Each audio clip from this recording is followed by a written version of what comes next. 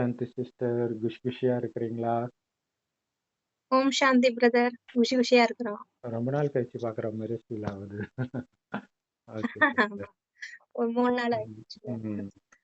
So இன்னைக்கு அவ்யக்த முரளி 20/12/1969.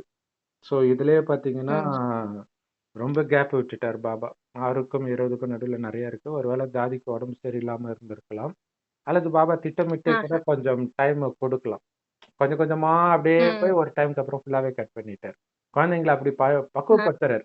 சைக்கிளை புடிச்சுக்கிட்டே போய் கொஞ்சம் கொஞ்சமா கையை விடுற மாதிரி விட்டுறாரு. சரி, இதோடைய தலைப்பே வந்து என்ன போட்டிருக்கு சிஸ்டர் தலைப்பு?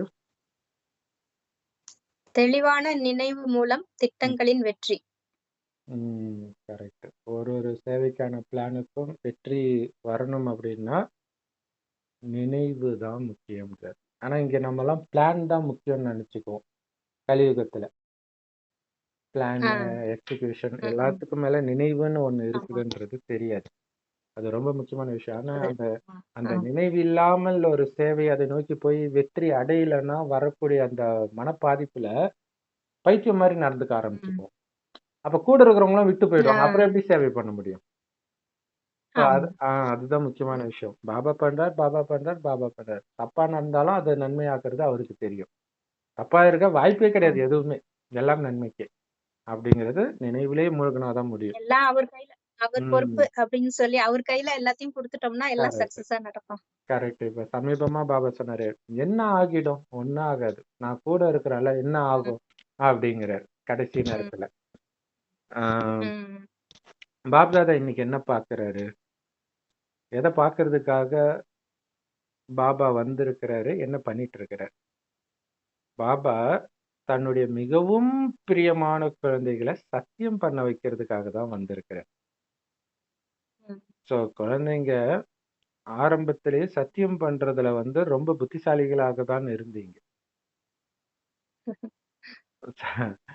சத்தியம் பண்றது குழந்தைங்க தயங்குறதே கிடையாது எப்பவுமே. ஓகே பாபா அப்படின்னு சத்தியம் பண்ணிடுறாங்க. அதே மாதிரி பாப்தாதா கூட இப்ப உங்ககிட்ட சத்தியத்தை வாங்கிக்க தான் வந்திருக்கிறேன். ஸோ மகாபாரதம், ராமாயணம் எல்லாத்துலயுமே இந்த சத்தியத்தை வச்சே நடக்கும். அவர் அப்பாவுக்கு சத்தியம் பண்ணுவாரு, பீஷ்ம பிதாமகர் அப்பாவுக்கு சத்தியம் பண்ணுவாரு, ராமரும் பண்ணுவாரு. இதே மாதிரி சத்தியம் எல்லாம் இங்க பாபா கிட்ட சத்தியம் பண்றத வச்சுதான் வருது. இந்த முழு நாடகத்துல இருக்கக்கூடிய அத்தனை ஆத்மாக்களிலும் உங்களைத்தான் மகாவீரர்னு சொல்லப்படுது. அவ்வளவு தைரியசாலிகள். ஏன்னா அவ்வளவு தைரியம் வைத்து பாப்தாதா கிட்ட வந்து அவர்கிட்ட இருந்தே அன்பை அடைந்தீர்கள். சிவலிங்கத்தை வீட்டுல வைக்கிறதுக்கே பயப்படுவாங்க. இங்க சிவனுடைய கையை பிடிச்சிட்டு அவருக்கு பக்கத்துல வேற வரோம்னா அது எவ்வளவு பெரிய தைரியம்ன்ற இல்லையா? அன்பாவே சொல்லி கொடுத்து சொன்னாரு, இதுக்கு எவ்வளவு தைரியம் வேணும் தெரியுமா அப்படின்னு கேக்குறாரு.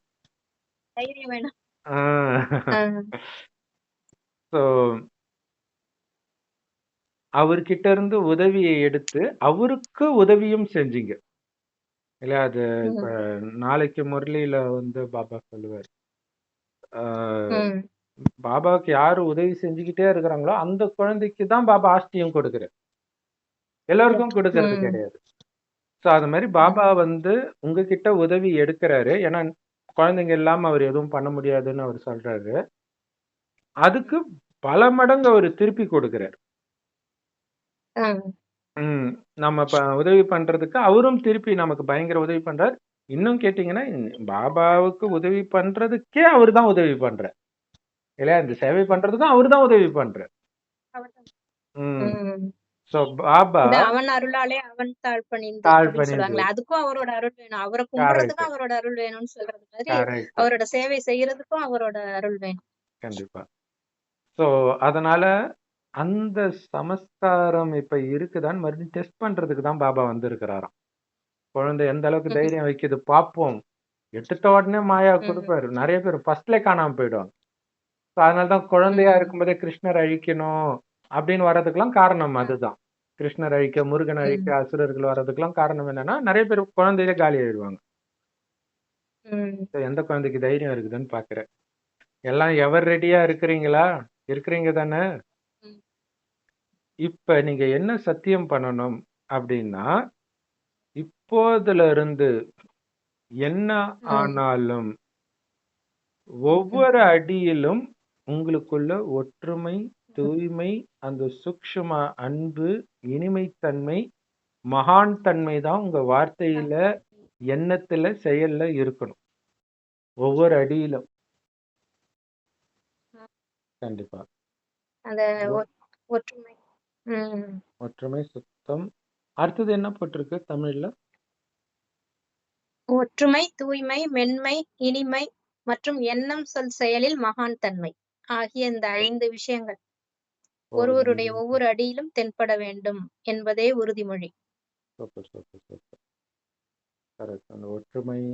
இது இது இது இதுக்கெல்லாம் அவரு இது தென்படணும்னாலே, இது தென்பட முடியாத மாதிரி மாயா வரும். அதுதான் அங்க உள்ள அர்த்தம். அதுல நீங்க இருந்து காட்டினாதான் அது சேவை. சாரி, டெஸ்ட் பேப்பர் இல்லையா? எந்த பிரச்சனையும் வரலன்னா அது சோதனை கிடையாது. அவ்வளவு கசப்பா இருக்கிறவங்க கிட்ட, அந்த ராமரை துரத்துறவங்க கிட்டயும் ராமர் இனிமையா தானே பேசிட்டு வர்றாரு. அம்மான் காலில் விழுந்து ஆசீர்வாதம் வாங்கிட்டு வர்றாரு. அது இருக்கணும். எண்ணம், சொல், செயல் எல்லாத்துலயும் அது பிரத்யட்சமா எல்லாருக்கும் தெரியணும்ன்ற உங்களுடைய இனிமைத்தன்மை. நான் இனிமையா தான் இருக்கிறேன் உள்ளுக்குள்ள, அப்படி கிடையாது, வெளியில தெரியணும்ன்றார். ஏன்னா வெளியில தெரியறத தானே காட்சியா போட்டு காட்ட முடியும். அதனால வெளியில தெரியணும்ன்றார். அதனாலதான் நிறைய பேரு பட்டிக்கு பிறகு சேவைக்கு அனுப்பப்படுறாங்கன்னு பாபா சொல்றார். அதாவது பட்டிக்கு பிறகு சேவைக்கு அனுப்பப்பட்டார்கள் ஆரம்பத்துல. அந்த நாள் ஞாபகம் இருக்குதா? திடீர்னு அனுப்பினோடனே எல்லாம் நிறைய பேர் அழுதாங்க. ஐயோ பாபா உங்களை விட்டு நான் போகவே மாட்டேன். அவங்களுக்கு தெரியல பாலனை பண்ணும்போது திருப்பி அனுப்புவாருன்னு எதிர்பார்க்கல யாரும்.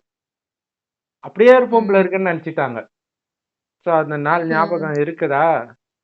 சோ அப்ப மனிதர்கள் உங்களை பத்தி என்ன சொன்னாங்க?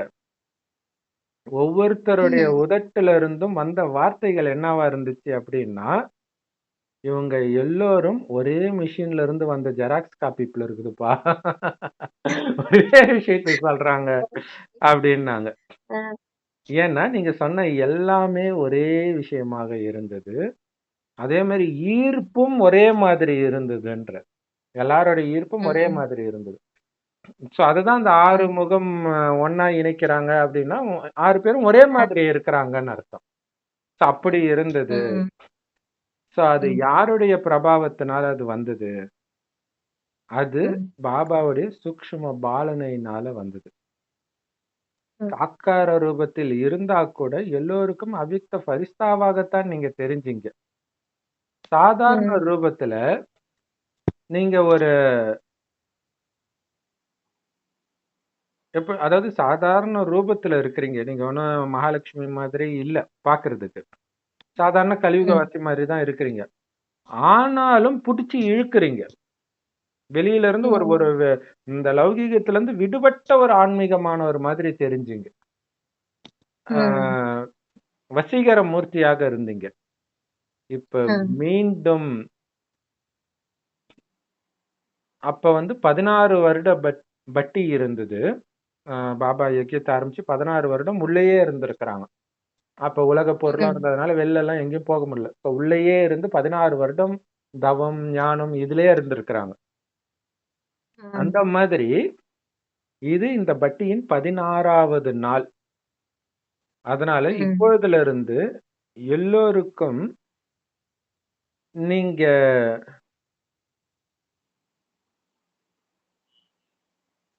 இந்த உலகத்தை பரிவர்த்தனை செய்வதற்காக மாற்றம் அடைஞ்சு இங்க வந்திருக்கிறீங்கன்னு தெரியணும் இல்லையா? இப்ப பட்டியை விட்டு நீங்க சேவைக்கு தான் போறீங்க. அப்ப என்னடா போகும்போது வேற மாதிரி இருந்தாங்க, இப்ப சுத்தமா அவங்க குணம் மாறிடுச்சுன்னு தெரியணும்ன்றாரு அந்த 16 நாள்ல இல்லையா? 2 வாரத்திலேயே அந்த டிஃபரன்ஸ் தெரியணும். உலகத்தை மாற்றுவதற்காக தன்னை மாற்றிக்கொண்டு வந்திருக்கிறாங்கன்னு சொல்லணும். அவங்க முழு தெய்வீக பரிவாரமும் இந்த குழு மேல ஒரு கண்ணு வச்சிருக்கிறாங்க. என்னமோ பட்டிக்கு போயிட்டு ம். வராங்க, சரி பார்ப்போம்.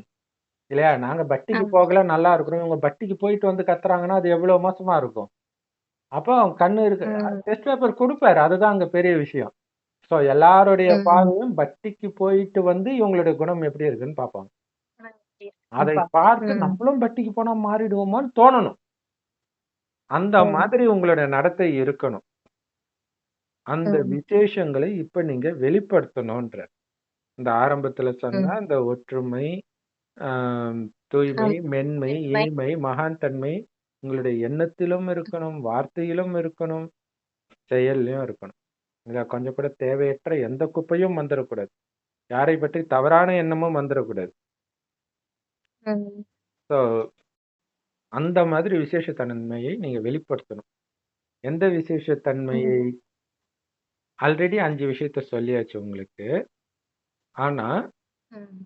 எப்ப உங்களுடைய ஒவ்வொரு எண்ணம் வருவதற்கு முன்பும் இந்த 5 விஷயமும் இருக்குதான்னு செக் பண்றீங்களோ, வாயிலிருந்து வரக்கூடிய ஆ. ஒவ்வொரு வார்த்தைக்கு முன்னாடியும் இதுல 5 விஷயங்கள் கலந்து இருக்குதான்னு செக் பண்றீங்களோ, ஒவ்வொரு செயலிலும் இது வெளிப்படுதா அப்படின்னு செக் பண்றீங்களோ, அப்பதான் எல்லோருக்கும் நீங்க விசேஷ ஆத்மாவாக தெரிவீங்க. என் பார்வையில இனிமை இருக்குதா? தூய்மை இருக்குதா? ஆ, ஒற்றுமை இருக்குதா? பிரிவினைவாதம் இல்லாமல் இருக்குதா? மென்மையா இருக்கிறேனா? ஒரு சாதாரண தன்மை இல்லாம ஒரு மகான் தன்மை இருக்குதா? எண்ணம், சொல், செயல் 3த்துலயும். இது இருந்தால் மட்டுமே ம். பார்த்த உடனே இவங்க விசேஷ ஆத்மான்னு கண்டுபிடிப்பாங்கன்ற. ஸோ உங்களுக்குள்ள இந்த விசேஷங்களை எடுத்துட்டு வரும் பொழுதுதான் உங்களால பாபாவை வெளிப்படுத்த முடியும். ஏன்னா அந்த சம்பூர்ண தன்மையின் சமஸ்காரத்தின் மூலமாகத்தான் பாபா வெளிப்படுத்த முடியும். பெர்ஃபெக்டான ஆத்மா. ம். அந்த லட்சுமி ம். நாராயணனுடைய குணம் அப்படியே உங்களுக்கு வரும்பொழுதுதான் பாபா வெளிப்படுத்துவீங்கன்ற. ம். இப்ப உங்களுடைய சேவை திட்டத்தின் மூலமாக நீங்க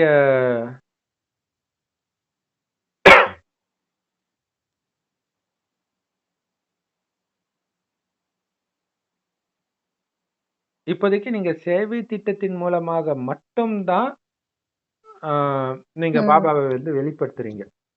ஆனா இனி ம். நீங்க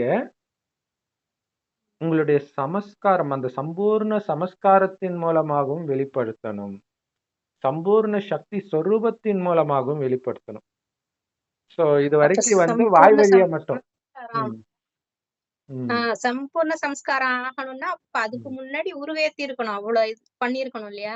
அவ்ளோ கரெக்ட். பிராக்டிஸ் பண்ணாதான் உள்ளுக்குள்ள போய் அது ஸ்வரூபமா மாற முடியும். அதுக்கு பேரு ம். தான் சம்பூர்ண சமஸ்காரம் இல்லையா சூப்பர், பிரதர்? சூப்பர். உருவேத்துனன்னு சூப்பர் வேர்டு சொன்னீங்க. அதுதான் கரெக்ட்.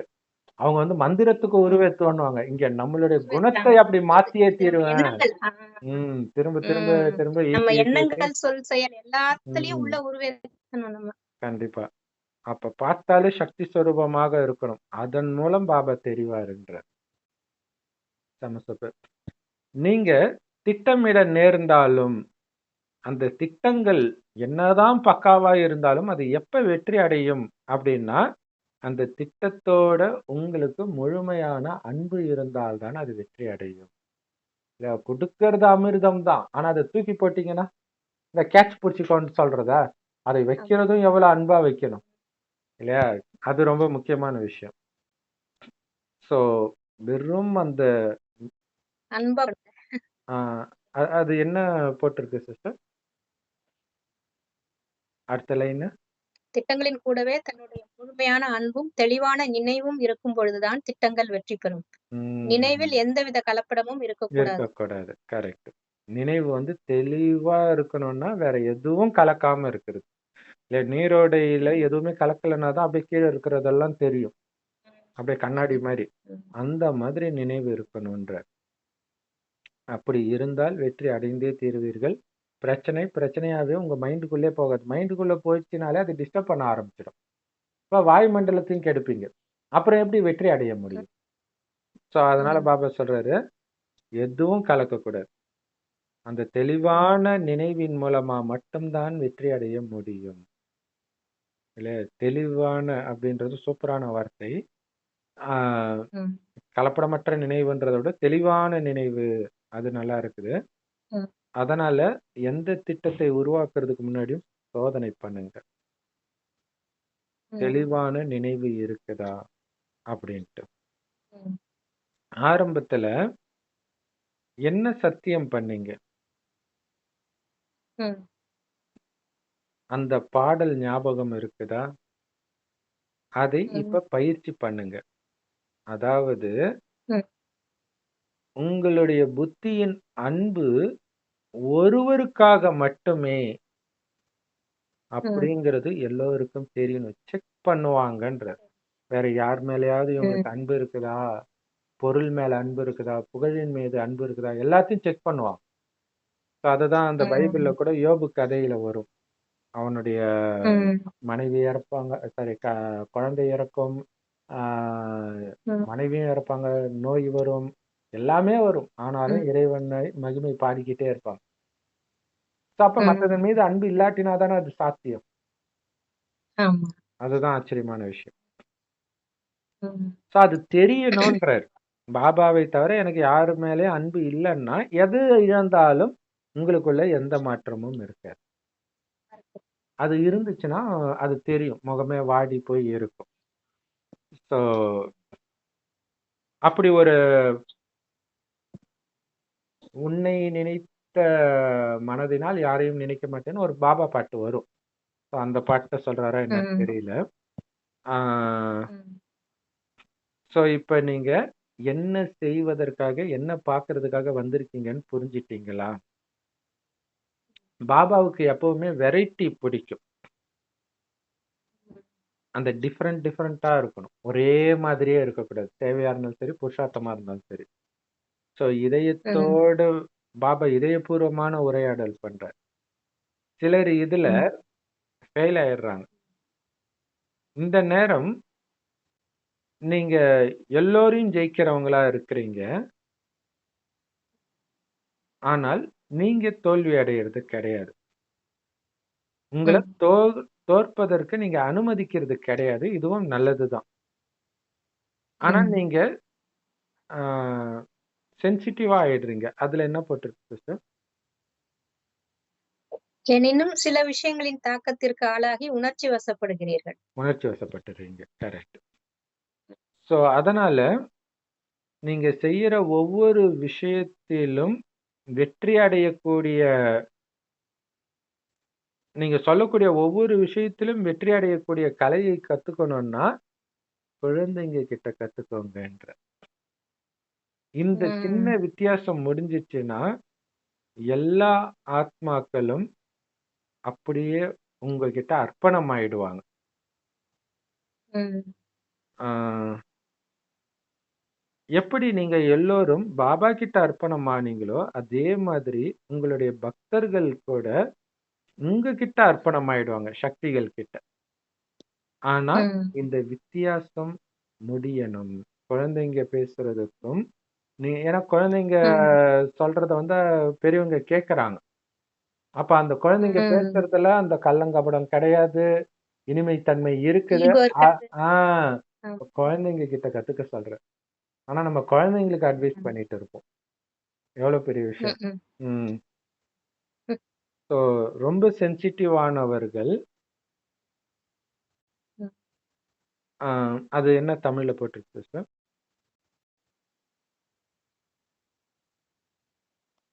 அந்த வித்தியாசம் மட்டும் அழிக்கப்பட வேண்டும். எந்த விஷயத்தின் தாக்கத்திற்கு ஆளாகிறீர்களோ அந்த விஷயத்தை அழித்து விட வேண்டும். இல்ல அதுக்கு முன்னாடி நீங்க எங்க வரீங்கன்னு தெரியலையே. ஆக்சுவலா கொஞ்ச நம்ம நேரம் உணர்ச்சி பேசும்போது வசப்படுகிறீர்கள். இல்ல அந்த இது உணர்ச்சி வசப்படுகிறீர்கள். பக்தர்களும் அ. உங்ககிட்ட சரண்டர் ஆயிடுவாங்க. அதுக்கு அடுத்ததுல இருந்து படிங்களா? அனைத்து ஆத்மாக்களும் உங்கள் அனைவரிடம் பலியாகி விடுவார்கள். ம், எவ்வாறு நீங்கள் அனைவரும் பாப்தாதாவிடம் பலியாகி இருக்கிறீர்களோ, ம், அவ்வாறே உங்களுடைய பக்தர்கள் சக்திகளாகிய உங்களிடம் பலியாகி விடுவார்கள். ம், ஆனால் அந்த வித்தியாசம் மட்டும் அழிக்கப்பட வேண்டும். ம். அதான் அந்த நம்ம சென்சிட்டிவா உணர்ச்சி வசப்படுறோம்ல, அந்த இது இருக்கக்கூடாது. குழந்தை மாதிரி இருக்கட்டும். இருக்கணும். அடுத்த மற்ற லைன். விஷயங்களோட தாக்கம் ம், இருக்கக்கூடாதுன்றாரு. ம். உடனடியாக வியாபாரம் செய்பவர்களே அனைவரையும் விட புத்திவான்களாக ஆகி விடுகிறார்கள். ஓ, ஓகே, ஓகே, ஓகே. புத்திசாலிகள். கரெக்ட். டக்குன்னு. அதாவது உடனடி தானம் கோடி புண்ணியம்னு பாபா சொல்லுவார். யோசிச்சிருந்தா முடிஞ்சு போச்சு. கடைசி வரைக்கும் யோசிச்சுக்கிட்டே இருக்க வேண்டியதுதான். அவங்க தான் புத்திசாலிகள்ன்றார். உடனடியா பாபா சொல்ற மாதிரி அதுக்கு தடையா இருக்கிற எல்லாத்தையும் விட்டுறது. சோ ஒட்டுமொத்த உலகத்தின் ஆத்மாக்கள் முன்னாடி மிக மிக தைரியசாலிகள், மிக மிக புத்திசாலிகள் நீங்கள் தான்ற இல்லையா? உடனடியா பாபா கிட்ட யார் சரண்டர் ஆகுறாங்களோ அவங்கதான் மிக தைரியசாலிகள்ன்ற, மிக புத்திசாலிகள்ன்ற. அதனாலதான் பாப்தாதா சொல்றாங்க, இதுதான் இருக்கிறதுல மிக புத்திசாலியான குழு. ஏன்னா நீங்க தைரியசாலியாகவும் இருக்கிறீங்க. எவ்வளவுதான் மற்றவர்கள் தைரியம் வச்சாலும் உடனடியா கொடுக்கக்கூடிய உங்க தைரியத்துக்கு முன்னாடி அவங்களுக்கு அந்த தைரியம் கிடையாதுன்ற. செம சூப்பர் இல்ல? உடனடியா என்னையே கொடுத்துடுறேன் பாபாவுக்கு அப்படின்னு பலி கொடுக்குறீங்க. அந்த அளவுக்கு தைரியம் உலகத்துல யாருக்குமே கிடையாது. சோ அதனாலதான் இது மகான் புண்ணியம். உடனடி தானம் மகான் புண்ணியம்னு. மற்றபடி ஒவ்வொருத்தரும் போய் நதியில குளிக்கலாம், ஆனா நீங்க கடல்ல குளிக்கிறீங்க. ஞான கடல்ல குளிக்கிறேன். நதியில குளிக்கிறதுக்கு பெரிய தைரியம் கிடையாது, கடல்ல குளிக்கிறதுக்கு தான் தைரியம் வேணும். அதுவும் கடலுக்குள்ள போய் குளிச்சுட்டு வரும் இல்ல, உள்ள மூழ்கிடுங்கன்றாரு அன்பு கடல்ல. ஆக்சுவலா நாளைக்கு முரளியிலே இதுதான் வரும் வரதானத்துல. அந்த அன்பு கடல்ல மூழ்கிட்டா மாயாவே முடிஞ்சு போயிடும்ன்றார். மாயா எந்த ரூபம் எடுத்தாலும், பயமுறுத்துற ரூபத்துல வந்தாலும் சரி, ராயல் ரூபத்துல வந்தாலும் சரி, அதெல்லாம் மறந்துடும்ன்ற. அததான் சார், கடல்ல குளிக்கிறவனுக்கு தானே தைரியம் வேணும். நீங்க கடல்ல குளிக்கிறீங்க. சோ நதியில குளிக்கிறதுக்கும் கடல்ல குளிக்கிறதுக்கும் எவ்வளவு வித்தியாசம் இருக்குது. அதுல நீங்க பாஸ் ஆகி இருக்கிறீங்க. இப்ப இன்னும் ஒரு விஷயம் இருக்குது நீங்க பாஸ் ஆகிறதுக்கு. அந்த ஒரு விஷயத்தை பொறுத்துதான் மார்க் இருக்குது அப்படின்னு பாபா சொல்றாரு. சோ அந்த ஒரு விஷயம் நம்ம நாளைக்கு பார்க்கலாம். ஓம் சாந்தி.